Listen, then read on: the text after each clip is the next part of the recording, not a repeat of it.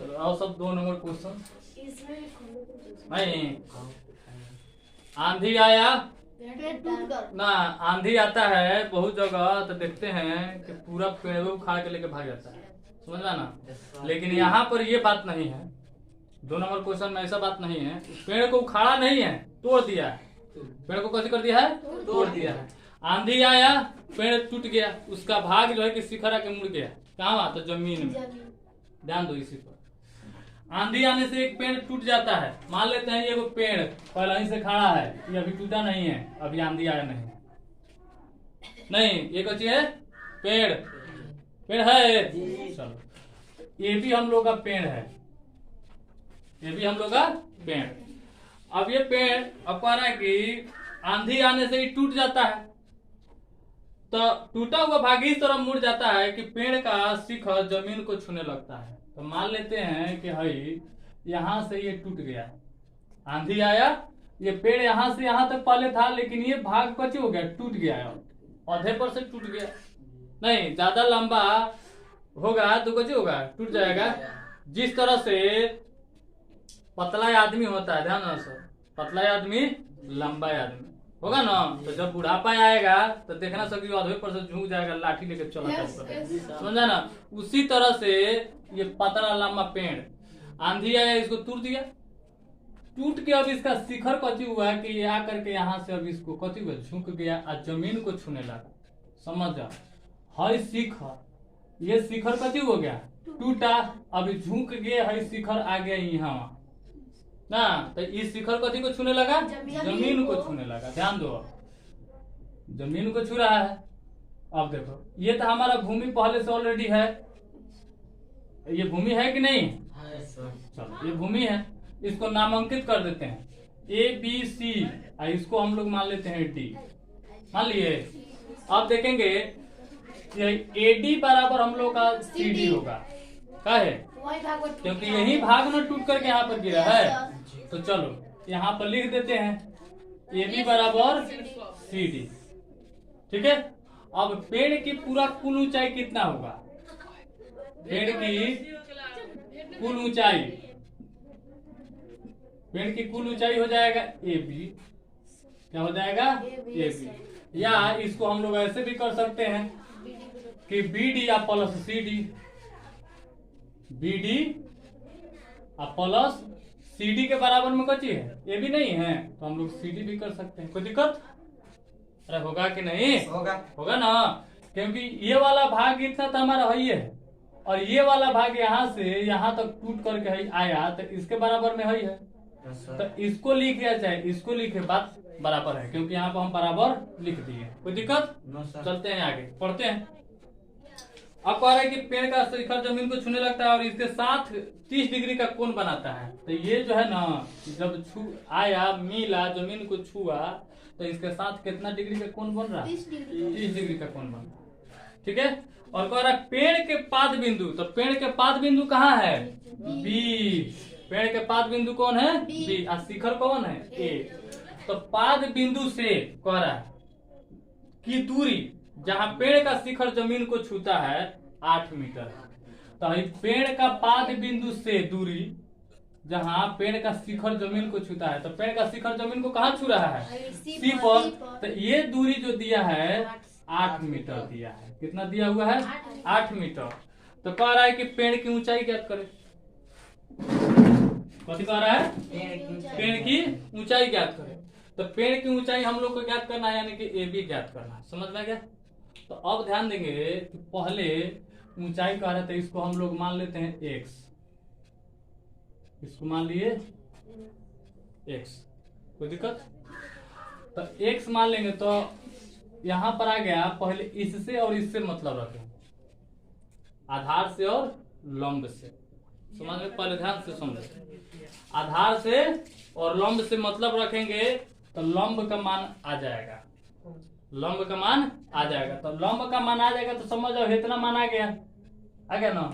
तो फिर चाहेंगे तो हम लोग इससे और इससे मतलब रख सकते हैं, नहीं तो क्योंकि इसका मान आ गया तो इससे भी और इससे भी मतलब रख सकते हैं, कोई दिक्कत? मान आ गया तो इसका भी मान कुछ न कुछ आएगा, आएगा कि नहीं आएगा? आएगा। आएगा ना। तो जब इसका मान आएगा इसका मान आएगा तो दोनों को जोड़ देंगे तो ये भी आ जाएगा। समझ आ गया? चलो पहले देखते हैं। हाँ ध्यान दो। BD बराबर 100 और BC बराबर क्या है? 8 मीटर। समझ आ गया? अब ध्यान देंगे, त्रिभुज लिखेंगे DBC में, DBC में। अब यहाँ पर आ रहा है लंब आधार। बताओ कौन फॉर्मूला? लंब बटा आधार यानी कि P बाई P तो tan माने P बाई P तो कथी लगेगा? tan। तो लिखेंगे tan थीटा बराबर P बाई B। कोई दिक्कत? चलो ध्यान दो। अब tan थीटा बराबर P बाई B तो tan थीटा का मान कितना है? 30 डिग्री बराबर P का मान कितना है? x है और B का मान कितना है? 8 है यहाँ पर। ठीक है, क्योंकि आधार है। अब tan 30 का मान कितना होगा?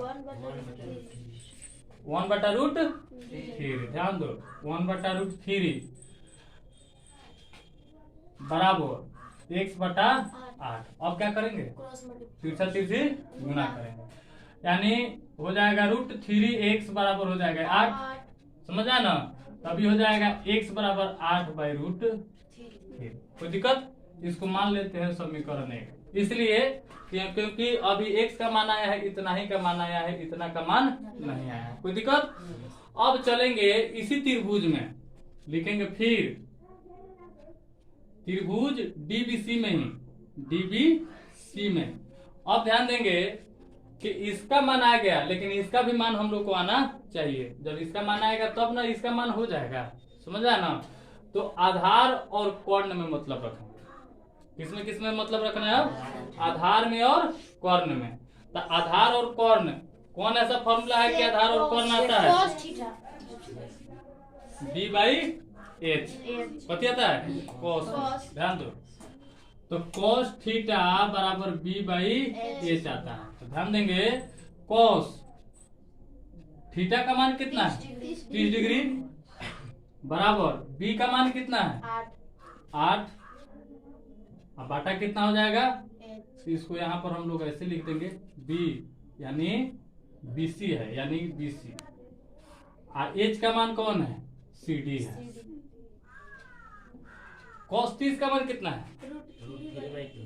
√3/2। ध्यान दो, √3/2 बराबर BC का मान है 8 और CD का मान कितना है? नहीं, तो CD के जगह पे CD लिख दे। नहीं, CD के जगह पर CD लिख देते हैं। इसको भी अब हर परिमीकरण क्या करेंगे? तिरछा तिरछी गुना, तो √3CD बराबर 16। तो CD बराबर क्या हो जाएगा? 16/√3। इस समीकरण सेकंड आ गया ना? हम लोग CD के जगह पर दूसरा भी कुछ लिख सकते हैं। क्या लिख सकते हैं? AD, क्योंकि जो CD है वही ना AD है, तो लिख सकते हैं ना। अब आप लिखेंगे कि AB बराबर क्या लिखेंगे?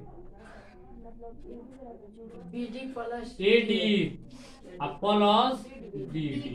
ध्यान देंगे, तो AD का हम लोग x माने हैं, तो x का मान आया है कहीं 8/√3 प्लस BD का मान कितना आया है? BD आया है यहाँ पर, BD को हम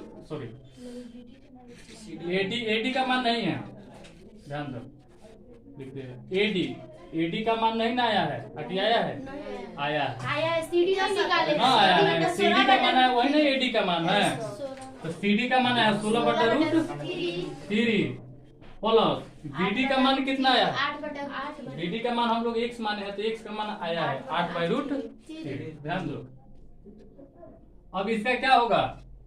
बाटा का जोड़ होगा। क्या होगा? बाटा का जोड़। दोनों का एलसीएम निकालेंगे, √3 आएगा। √3 सब में कट जाएगा तो बचेगा 16 + 8 यानी कि 24/√3। तो एक चीज बताए हैं कि जब बाटा में नीचे रूट रहेगा तो हर परिमेयकरण क्रिया निश्चित है। जब बाटा में नीचे रूट रहेगा जब हर में, तो उसका हर परिमेयकरण क्रिया निश्चित है, करना ही होगा। ठीक है, तो ये हर परिमेयकरण क्रिया करेंगे। ठीक है, तो 24√3 3 अब बाटा हो जाएगा √3 में 3 में गुना, √3 में √3 में गुना करेंगे 3। अब देखेंगे 3 8 24, यानी कि 8√3 मीटर हो जाएगा। ये कथी की एबी की, यानी कि अब लिखेंगे पेड़ की ऊंचाई। यहाँ पर ये भूलना नहीं है लिखना, पेड़ की ऊंचाई लिखेंगे नीचे। जिस चीज के बारे में पूछ रहा है ना उस चीज के बारे में लिखना होगा, जिसकी ऊंचाई जिसकी दूरी कह रहा है वो लिखना होगा। समझ आ गया? तो पेड़ की ऊंचाई हम लोग माने हैं AB, तो AB बराबर आ गया हम लोग का 8√3 मीटर। कोई दिक्कत? समझ आ गया?